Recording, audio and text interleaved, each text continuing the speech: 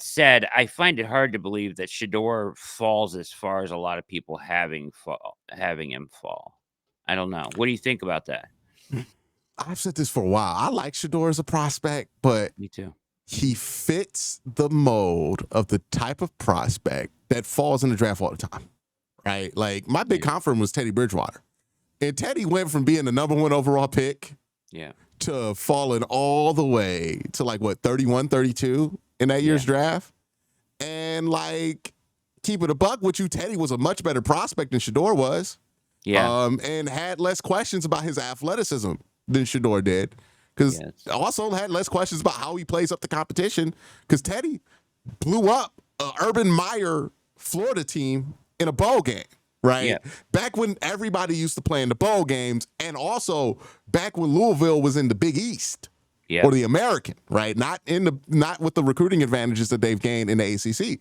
So that to me makes it seem like I can't be surprised if Shador falls to the second round. I think he is somebody I have a first round grade on or a top 40 grade on. But I can see where it could happen because there's that part of it, right? And Teddy fell to 31 like for like hand size, and that's it. Shador also has it's a positive and it's a negative for him, right? It's a positive because a lot more people are aware of how well Shador Sanders played in college because of his father. But there is a burden of being a Sanders family guy, right? No doubt. Especially when you are the more vocal Sanders family guy, and you are willing to be a bit more audacious and say how you feel and kind of act more like Dion, right? Yeah. Like, and Dion could do it because Dion was Dion. But like that, my whole thing with Shador is like Shador one of them prospects where you got to do the stuff, right? Like you got to run at the combine. You got to do the 3-cone. You got to be buttoned up in them interviews.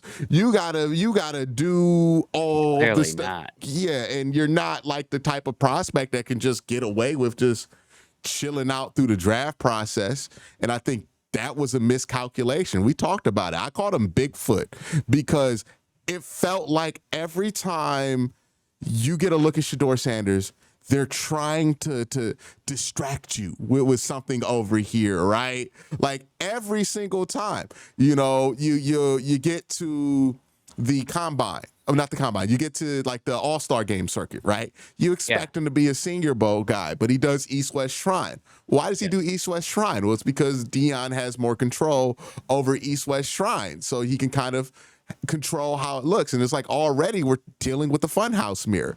But even more awkward than that, and I think we should really look back on this with more scrutiny than we did at the time, he didn't practice during the East-West Shrine game. No, he didn't. Because he was convinced he was a top 3 pick, right? Like that was the excuse that was given out why he didn't play. Well, now we know that was not the case. Yeah.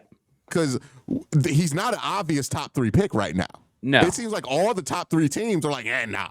Like not at that price, right? Not at those prices, Chief, right? That's basically what these 3 teams have said. Exactly. And with Shador, it's like, why did you not practice at the East-West Shrine game now, right? Like, you got to be thinking about that. And then you get to the combine, and it's like, he's not doing any drills. He's not running any combine. He's not going to throw.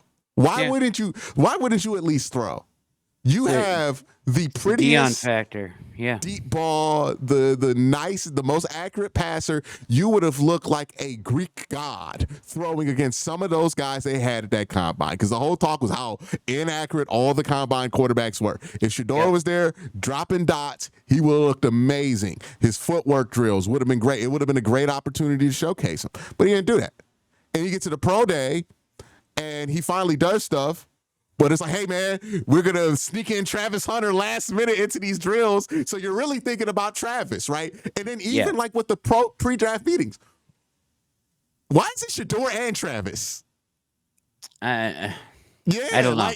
Again, it just always feels like they're changing stuff to make sure you don't get a direct look at Shadour. And even for somebody like me who thought that Shadour would be the number one quarterback prospect in this class after the college Yeah. football season, you've obfuscated the image enough to make me wonder if there's something I ain't seeing. Like, are you trying to scam me? Because it's like, Brad, do you play video games? Yeah, a little bit.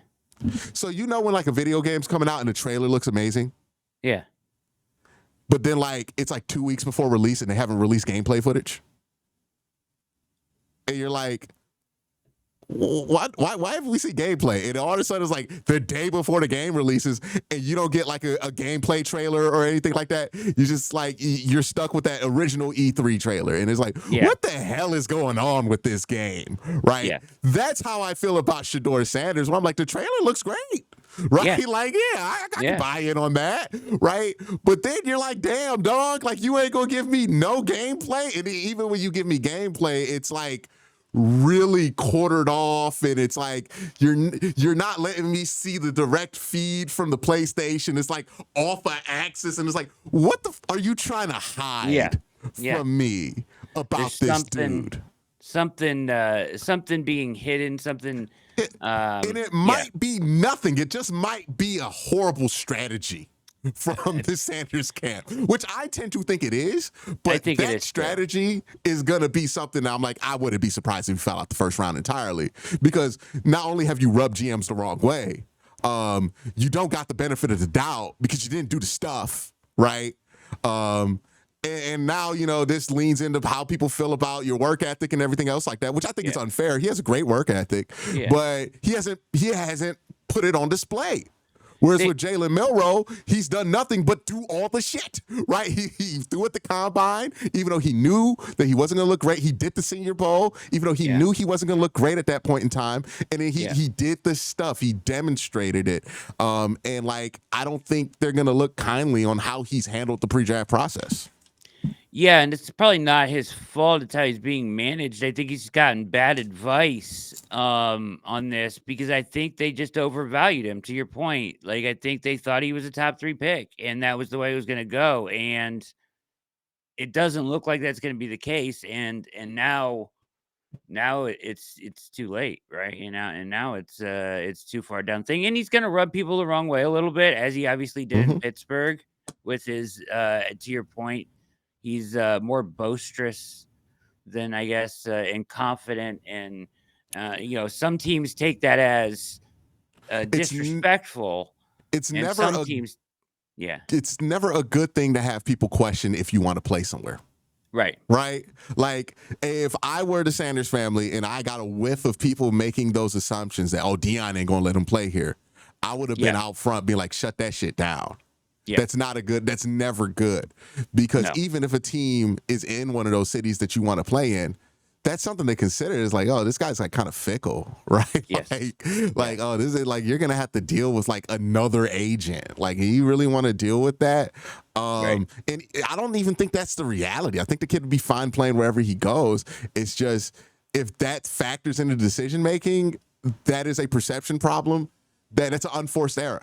You never want that to be like Joe Burrow had this shit coming out with him, and immediately was like, I would love to play in Cincinnati. I love Ohio football, all of this stuff, because they were trying to paint it as like he doesn't want to play there. He wants to go to a big city. He wants New York to take him, or whatever the hell people try to do. Yeah, you got to get ahead of that stuff. And I think it's just been a series of mismanagement and overestimation, not of Shadour himself, but I think an overestimation of the thirst to take a quarterback for some of these teams in the top 10. So let me ask you this. You like Shadour. I like Shadour. I just don't like him at 2.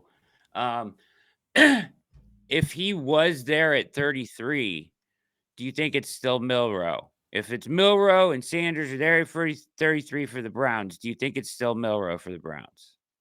I think that would be the toughest decision of the draft for Andrew Berry, right? Because I think I get the feeling that Andrew likes both of them. They like Sanders. Yeah, they've been positive on him the whole time. I get the feeling that they like both of them. I think this is the X factor between it, right? Because you'll hear people go ceiling floor with these two, right? And usually the consensus opinion is that Shaduer has the higher floor, Jalen Milroe has the lower floor, but the higher ceiling. I think of it differently. I think their floors are about the same. I think Jalen Milroe has a higher ceiling. But I don't think that automatically means you default to Jalen Milroe, right? Because Jalen Milroe is athletic enough to where he'll be something in the NFL. Shaduer, like Josh Rosen was a high floor guy coming out in 2018, right? But if you aren't talented enough to play at the next level, your floor is the dirt, right? Yeah. Like, it doesn't matter how skilled you are in college. You could be awful. I mean, Bryce Young, one of the more skilled college quarterbacks we've ever seen, looked like garbage for his first 2 years in the NFL. Was one of down there with DTR bad, right?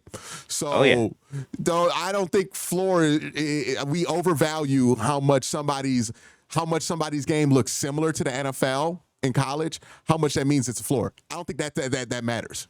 You can have a low floor and be a pocket passer in the NFL. It's most definitely true, right? And usually what gives you a floor is your physical gifts. Jalen Milroe has more physical gifts than Shaduer Sanders. I think his floor is higher than Shaduer's. The question is, how likely do you think that player is to hit their ceiling? Exactly. Jalen Milroe's ceiling is Colin Kaepernick to me. But is he as likely to hit that ceiling as Shaduer, who I think is around the Tua range, like he could hit? No, I think Shaduer is much more likely to hit that ceiling. I also think that there's a chance that Shaduer might not be good his first year or two in the NFL, and it's going to take a little while. Are you patient? Because I think he's going to have to play differently in the NFL than he did in college, because he's not athletic enough to roll out and be as loose in the pocket as he is. That's going to take a couple of years, right? So I view them both as projects. And if that's the case, right, I think that if I had to play one of these guys earlier, and this is going to be the ultimate against the grain opinion, I understand it. But if I had to play one of these guys earlier, I tend to lean towards playing Jalen Milroe earlier. Wow. Yeah. Because I know I can limit him to 15 to 18 pass attempts and just let him run the ball. Use his legs. Yeah. And I can put together a manageable game plan. If Shaduer is not ready to play at an NFL level, you have a quarterback who's going to take a ton of sacks, get behind the line of scrimmage, and potentially throw a lot of interceptions. Yep. That shit's not winnable with, right? With Jalen, I feel like you could put together a winnable game plan with him if you just manage him well enough. And I think he's a good enough game manager to be able to make that happen. So it's interesting. All those things considered, I think they go Jalen. Yeah. Right? For all of those reasons. Boy, because would that be unpopular around here, I think. It'd be unpopular until he breaks off a 70-yard run in the preseason. Oh, I agree. We're gonna be Cleveland fans about it, right? Like it's gonna be it's gonna be what it is. Or until he walks into the building in Berea and then Tony Grossi goes, "Wow, he's really big."